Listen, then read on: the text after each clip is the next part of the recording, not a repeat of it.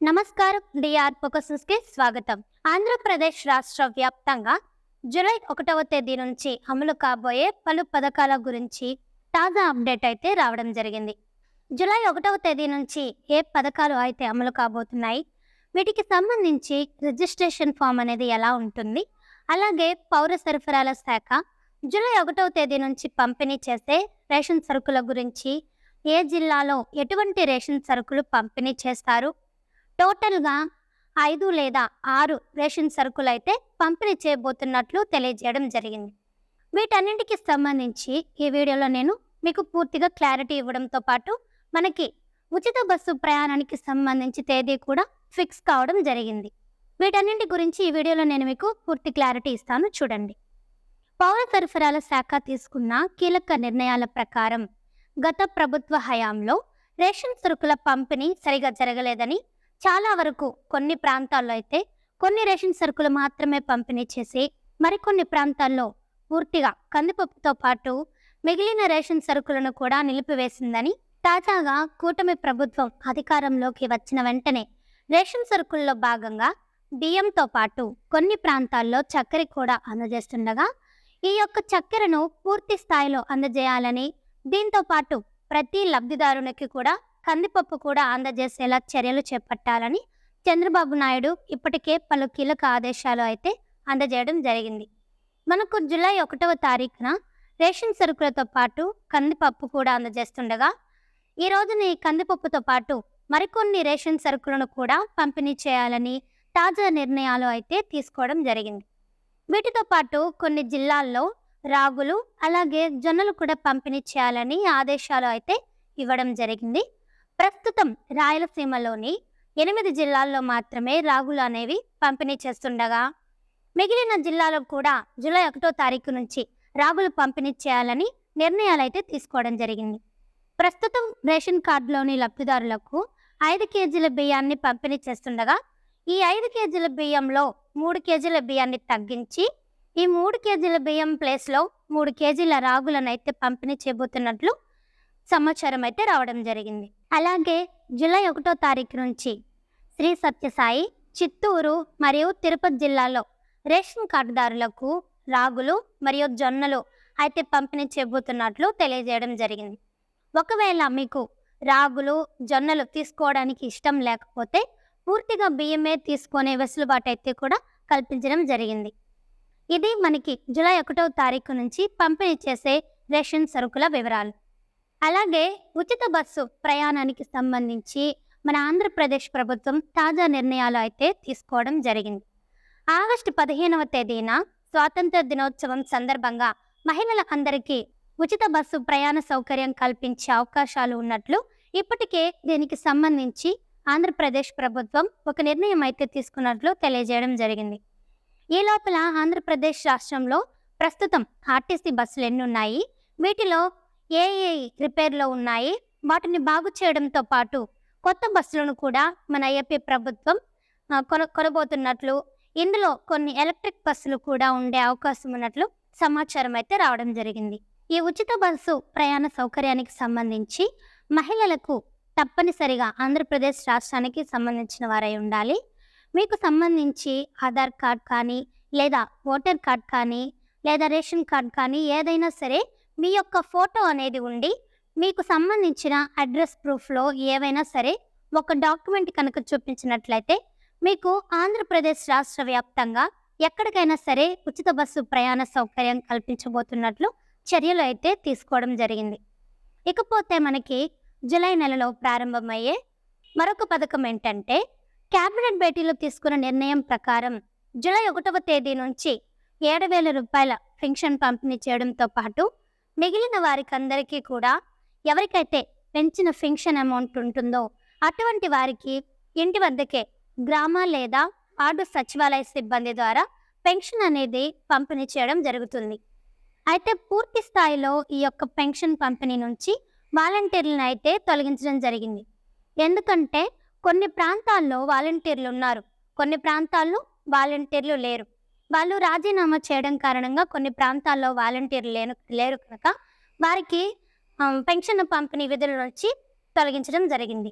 తదుపరి ఉత్తర్వుల ప్రకారం వచ్చే నెల 1వ తారీఖు నుంచి రాష్ట్ర వ్యాప్తంగా ఎవరైతే ప్రస్తుతం వాలంటీర్లు ఉన్నారో వారితో పాటు కొత్త వాలంటీర్ల నియామకంకి సంబంధించి నోటిఫికేషన్ అయితే విడుదల చేయబోతున్నట్లు, ప్రస్తుతం ఎవరైతే రాజీనామా చేయని వాలంటీర్లు ఉన్నారో అటువంటి వారికి తప్పనిసరిగా 10,000 రూపాయల జీతం అందజేస్తున్నట్లు కూడా తెలియజేయడం జరిగింది. వీరితో పాటుగా ఎవరినైతే కొత్తగా నియమించబోతున్నారో వారికందరికీ సంబంధించి కొత్తగా అర్హతలు కూడా రాబోతున్నట్లు అయితే తెలియజేయడం జరిగింది.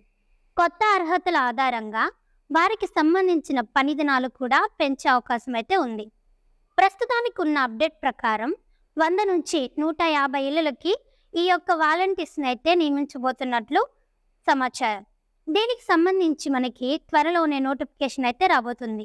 దీనికి సంబంధించి పూర్తి స్థాయిలో రిజిస్ట్రేషన్ అయితే చేసి ఇంటర్వ్యూలు నిర్వహించిన తర్వాత కొత్త వాలంటీర్స్ని, పాత వాలంటీర్స్ని అందరినీ కూడా ఒకేసారి విధుల్లోకి తీసుకోబోతున్నట్లు, వీరికందరికి సంబంధించి ఎవరైతే రాష్ట్ర వ్యాప్తంగా 60,000కు పైగా రాజీనామా చేసిన వాలంటీర్స్ ఉన్నారో వీరిని మాత్రం ఎట్టి పరిస్థితుల్లో కూడా విధులకి తీసుకోబోమని తెలియజేయడం జరిగింది.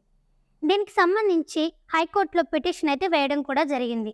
ఎవరైతే గత ప్రభుత్వ హయాంలో బలవంతంగా రాజీనామా చేశారని వీరందరినీ తప్పనిసరిగా తిరిగి విధుల్లోకి తీసుకోవాలని హైకోర్టులో పిటిషన్ అయితే వేయడం జరిగింది.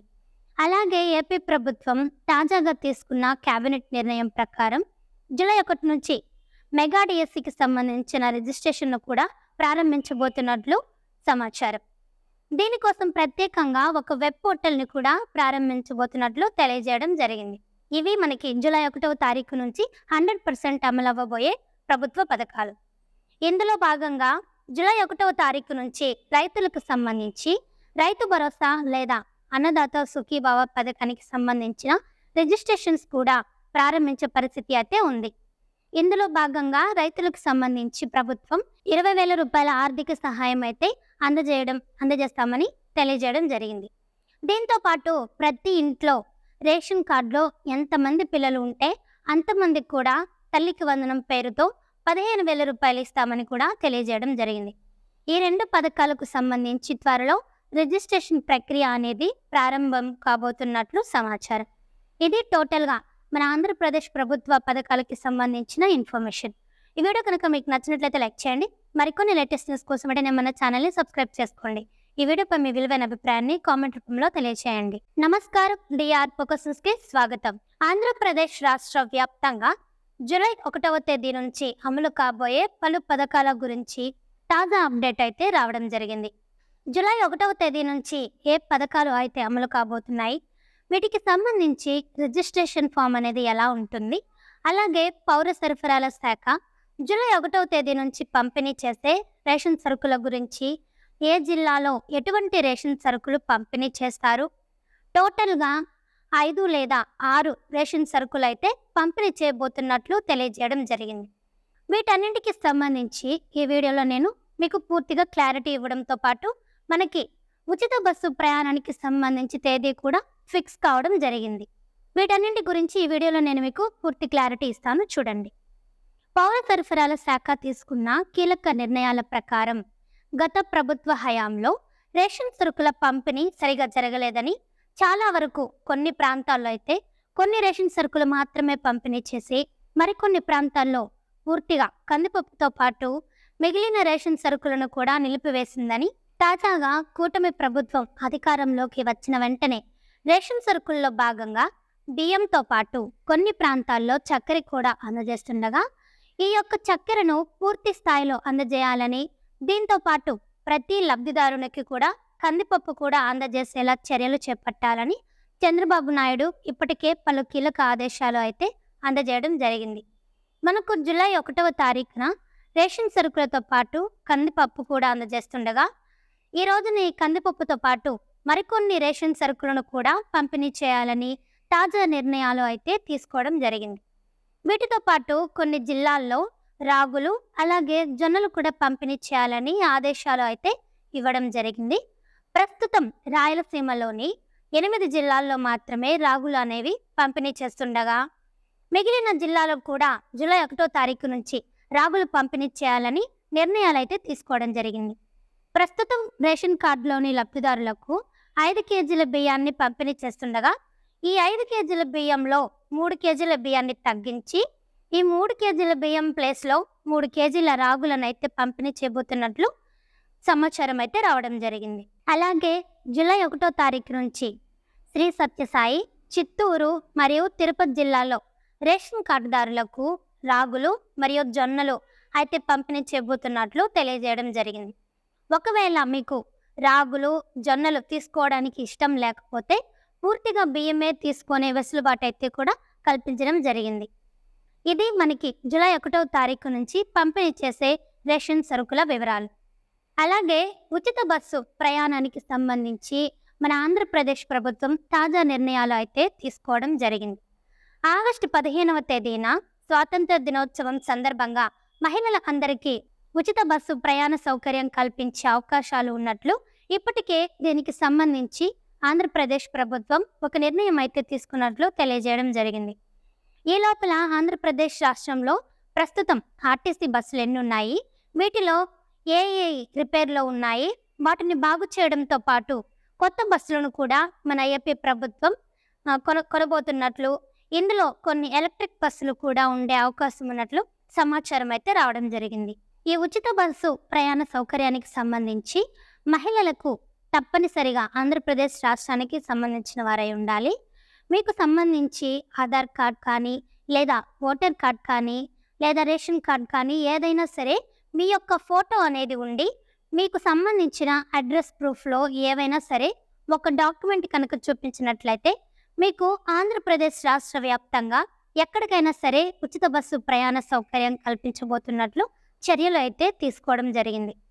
ఇకపోతే మనకి జూలై నెలలో ప్రారంభమయ్యే మరొక పథకం ఏంటంటే, క్యాబినెట్ భేటీలో తీసుకున్న నిర్ణయం ప్రకారం జూలై 1వ తేదీ నుంచి 7,000 రూపాయల పెన్షన్ పంపిణీ చేయడంతో పాటు మిగిలిన వారికందరికీ కూడా ఎవరికైతే పెంచిన పెన్షన్ అమౌంట్ ఉంటుందో అటువంటి వారికి ఇంటి వద్దకే గ్రామ లేదా వార్డు సచివాలయ సిబ్బంది ద్వారా పెన్షన్ అనేది పంపిణీ చేయడం జరుగుతుంది. అయితే పూర్తి స్థాయిలో ఈ యొక్క పెన్షన్ పంపిణీ నుంచి వాలంటీర్లను అయితే తొలగించడం జరిగింది. ఎందుకంటే కొన్ని ప్రాంతాల్లో వాలంటీర్లు ఉన్నారు, కొన్ని ప్రాంతాల్లో వాలంటీర్లు లేరు. వాళ్ళు రాజీనామా చేయడం కారణంగా కొన్ని ప్రాంతాల్లో వాలంటీర్లు లేరు కనుక వారికి పెన్షన్ పంపిణీ విధుల నుంచి తొలగించడం జరిగింది. తదుపరి ఉత్తర్వుల ప్రకారం వచ్చే నెల 1వ తారీఖు నుంచి రాష్ట్ర వ్యాప్తంగా ఎవరైతే ప్రస్తుతం వాలంటీర్లు ఉన్నారో వారితో పాటు కొత్త వాలంటీర్ల నియామకానికి సంబంధించి నోటిఫికేషన్ అయితే విడుదల చేయబోతున్నట్లు, ప్రస్తుతం ఎవరైతే రాజీనామా చేయని వాలంటీర్లు ఉన్నారో అటువంటి వారికి తప్పనిసరిగా 10,000 రూపాయల జీతం అందజేస్తున్నట్లు కూడా తెలియజేయడం జరిగింది. వీరితో పాటుగా ఎవరినైతే కొత్తగా నియమించబోతున్నారో వారికందరికీ సంబంధించి కొత్తగా అర్హతలు కూడా రాబోతున్నట్లు అయితే తెలియజేయడం జరిగింది. కొత్త అర్హతల ఆధారంగా వారికి సంబంధించిన పని దినాలు కూడా పెంచే అవకాశం అయితే ఉంది. ప్రస్తుతానికి ఉన్న అప్డేట్ ప్రకారం 100 నుంచి 150 ఇళ్లకి ఈ యొక్క వాలంటీర్స్ని అయితే నియమించబోతున్నట్లు సమాచారం. దీనికి సంబంధించి మనకి త్వరలోనే నోటిఫికేషన్ అయితే రాబోతుంది. దీనికి సంబంధించి పూర్తి స్థాయిలో రిజిస్ట్రేషన్ అయితే చేసి ఇంటర్వ్యూలు నిర్వహించిన తర్వాత కొత్త వాలంటీర్స్ని, పాత వాలంటీర్స్ని అందరినీ కూడా ఒకేసారి విధుల్లోకి తీసుకోబోతున్నట్లు, వీరికందరికి సంబంధించి ఎవరైతే రాష్ట్ర వ్యాప్తంగా 60,000కు పైగా రాజీనామా చేసిన వాలంటీర్స్ ఉన్నారో వీరిని మాత్రం ఎట్టి పరిస్థితుల్లో కూడా విధులకు తీసుకోబోమని తెలియజేయడం జరిగింది. దీనికి సంబంధించి హైకోర్టులో పిటిషన్ అయితే వేయడం కూడా జరిగింది. ఎవరైతే గత ప్రభుత్వ హయాంలో బలవంతంగా రాజీనామా చేశారని వీరందరినీ తప్పనిసరిగా తిరిగి విధుల్లోకి తీసుకోవాలని హైకోర్టులో పిటిషన్ అయితే వేయడం జరిగింది. అలాగే ఏపీ ప్రభుత్వం తాజాగా తీసుకున్న కేబినెట్ నిర్ణయం ప్రకారం జూలై 1 నుంచి మెగా డిఎస్సికి సంబంధించిన రిజిస్ట్రేషన్ను కూడా ప్రారంభించబోతున్నట్లు సమాచారం. దీనికోసం ప్రత్యేకంగా ఒక వెబ్ పోర్టల్ని కూడా ప్రారంభించబోతున్నట్లు తెలియజేయడం జరిగింది. ఇవి మనకి జూలై 1వ తారీఖు నుంచి 100% అమలు అవ్వబోయే ప్రభుత్వ పథకాలు. ఇందులో భాగంగా జూలై 1వ తారీఖు నుంచి రైతులకు సంబంధించి రైతు భరోసా లేదా అన్నదాత సుఖీభావ పథకానికి సంబంధించిన రిజిస్ట్రేషన్స్ కూడా ప్రారంభించే పరిస్థితి అయితే ఉంది. ఇందులో భాగంగా రైతులకు సంబంధించి ప్రభుత్వం 20,000 రూపాయల ఆర్థిక సహాయం అయితే అందజేస్తామని తెలియజేయడం జరిగింది. దీంతో పాటు ప్రతి ఇంట్లో రేషన్ కార్డులో ఎంతమంది పిల్లలు ఉంటే అంతమందికి కూడా తల్లికి వందనం పేరుతో 15,000 రూపాయలు ఇస్తామని కూడా తెలియజేయడం జరిగింది. ఈ 2 పథకాలకు సంబంధించి త్వరలో రిజిస్ట్రేషన్ ప్రక్రియ అనేది ప్రారంభం కాబోతున్నట్లు సమాచారం. ఇది టోటల్‌గా మన ఆంధ్రప్రదేశ్ ప్రభుత్వ పథకాలకి సంబంధించిన ఇన్ఫర్మేషన్. ఈ వీడియో కనుక మీకు నచ్చినట్లయితే లైక్ చేయండి. మరికొన్ని లేటెస్ట్ న్యూస్ కోసం వెంటనే మన ఛానల్‌ని సబ్స్క్రైబ్ చేసుకోండి. ఈ వీడియోపై మీ విలువైన అభిప్రాయాన్ని కామెంట్ రూపంలో తెలియజేయండి.